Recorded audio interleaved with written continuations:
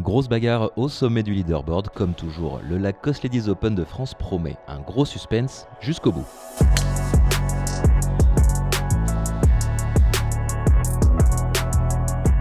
Tir groupé aux commandes du Lacoste Ladies Open de France et gros suspense en perspective du dernier tour.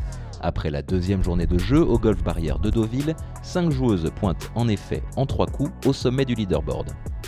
En moins 10 total, c'est la Suédoise Johanna Gustafsson qui prend la tête, un coup devant sa compatriote Moa Folke. Côté français, c'est Céline Boutier qui est la mieux placée avant les 18 derniers trous.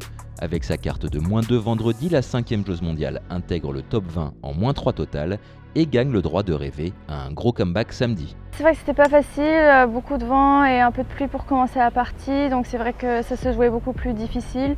Après c'est vrai que j'ai eu un peu de mal aussi au long jeu, donc j'ai pas eu autant de fairway et d'opportunités de birdie que je voulais, mais bon, je trouvais que ça reste quand même une journée assez solide et demain j'espère qu'il y aura des conditions aussi un peu difficiles, comme ça j'aurai peut-être une petite chance, mais j'essaie de faire de mon mieux. Un coup derrière Boutier et Magréchi a bien résisté malgré un début de partie compliqué. Avec 3 birdies pour 4 bogeys, elle signe une carte de +1 et reste installée dans le top 20 en -2 total. Je savais que ça allait être assez compliqué de jouer, surtout moi mon aller qui est le vrai retour, parce que je trouve qu'il est assez complexe à jouer. En plus avec du vent, ça rajoute du piquant. J'ai plutôt bien géré, je passe en +2.